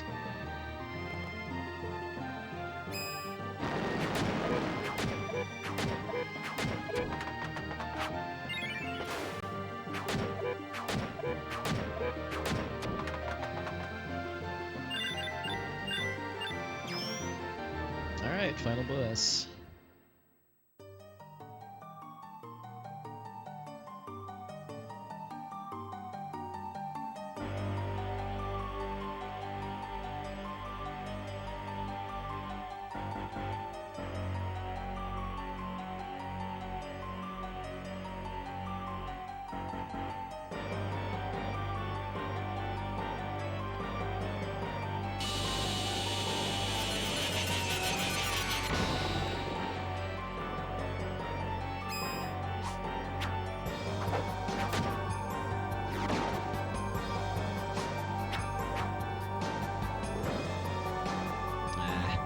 Hit before this.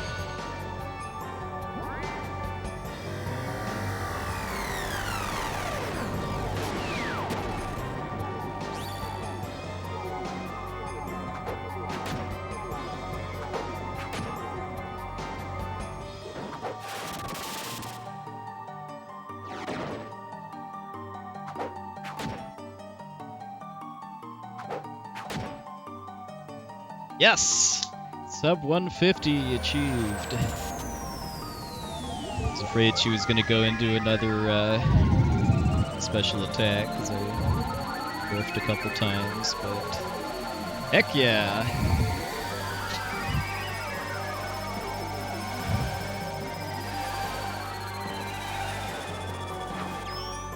Thanks for the cheesies, everybody. Oh, that feels good.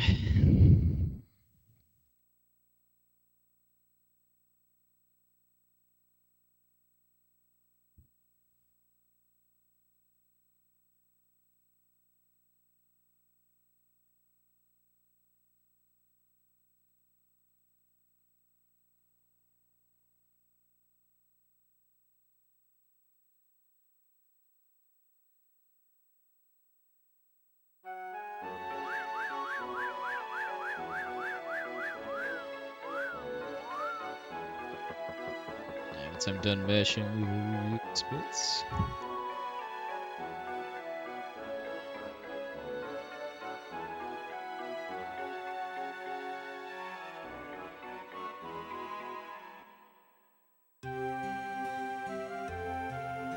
Alright. Well, last run had kind of a weak start, and this run kind of more or less got that time back.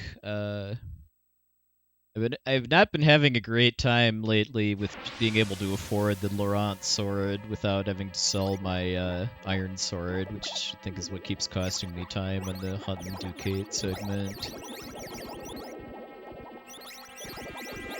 Extra menuing when I realize I don't have. In fact, in this run, I was literally one lucre short of being able to afford the sword too, which was extra insulting. But yeah, that's just based on luck with item drops. After that, had kind of a mad Laban fight. The Reds got away from me and exploded, and my previous PB had a fairly clean fight by my standards. Like, I killed all the Reds before they exploded and kind of kept them all under control. Had a rough Gorgonai fight. Oh, thanks, Himlimer. Appreciate it. I mean that. Yeah, had kind of a rough Gorgonai fight. Maybe I shouldn't. Maybe I'm being too harsh on myself because it broke away from me once and then teleported and did an I-beam, which maybe like 15 seconds or so. This segment was okay. Oh yeah, Spriggan was a jerk again.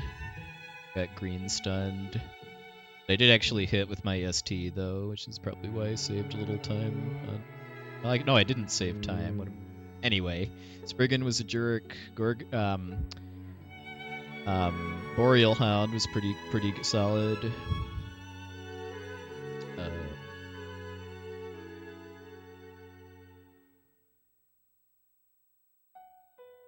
It's nothing really too major to complain about in the end game. Like, I felt like my Mana Goddess fight was a little slower overall than last couple runs, but I had some nice fights in the tree that made up for it. And the spin strats for the Infernal Doll and Heaven's Gate are definitely, and the Cage of Dreams are definitely saving time.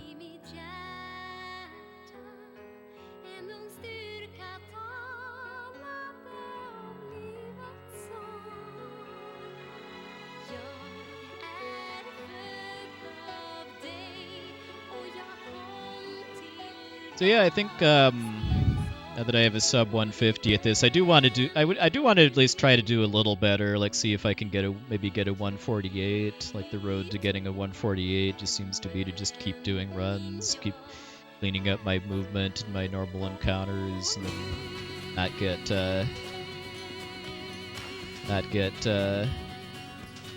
wrecked by Spriggan. But yeah. I'm also going to start working on notes and practice saves for Dragon and Jumi storylines too. I haven't decided which one I'll do first, but time will tell.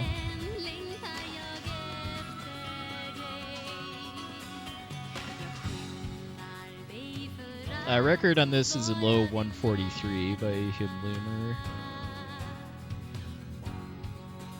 I can get a mid 148 or so, I think I'll be pretty happy hanging my hat up on that.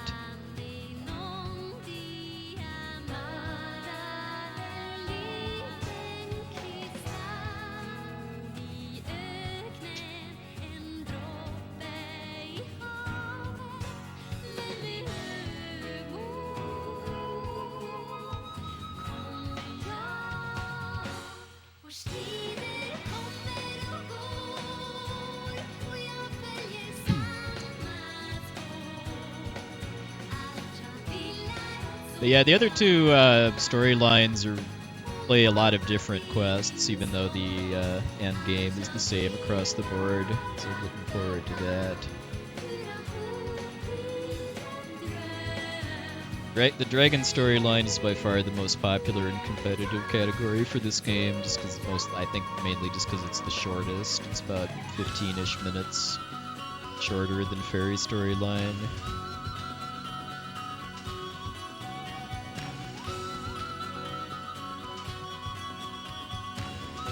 Jumi storyline is about 15 minutes longer than Faerie storyline.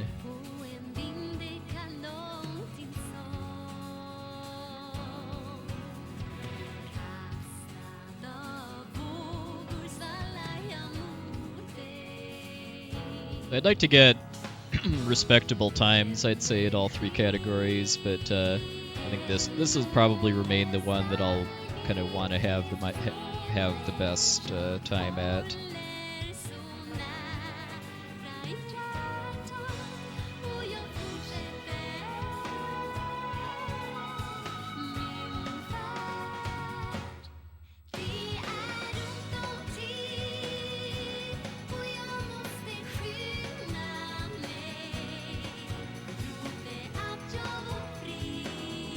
Yeah, this is Swedish. I believe it's sung by, at least at the time, well-known Swedish singer.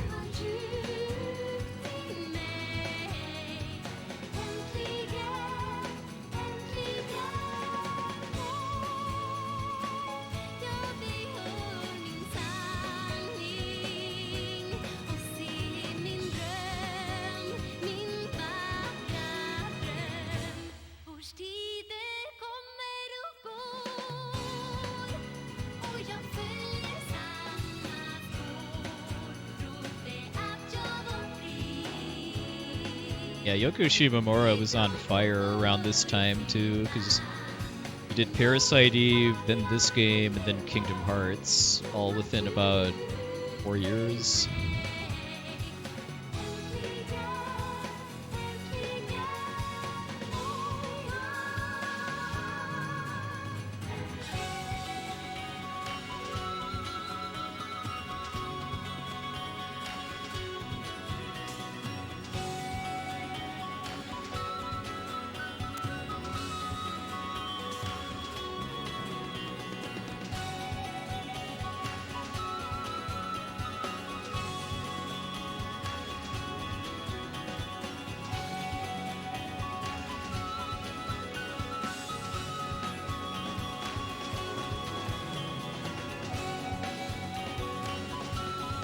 Yeah, but I mean, part of what makes this soundtrack so good, in my opinion, too, is just how well a lot of the tracks tie in with the actual game, too. Like the music for the towns, I think, all fit the visual design of those towns very well. And each of the major storylines has a kind of a musical melody associated with it, too, that features prominently in cutscenes and like the final dungeon for that storyline, and then the final boss fight. Like all of the scenes in Gato with Matilda had a musical track that then kind of got remade into the Leucemia dungeon theme style of. It's a style called leitmotif, which I love seeing in RPGs, especially kind of story-heavy RPGs. Uematsu used leitmotif really heavily in the soundtracks for Final Fantasy VI and VII.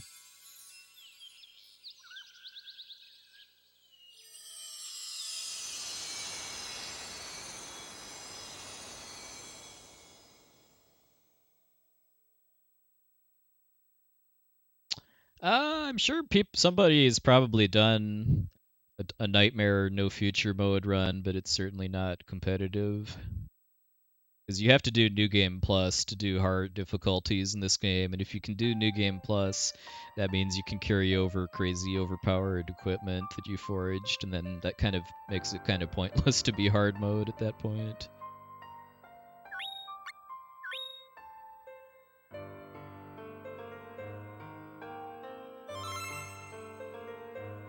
Oh, still a 2-hour in-game time thing.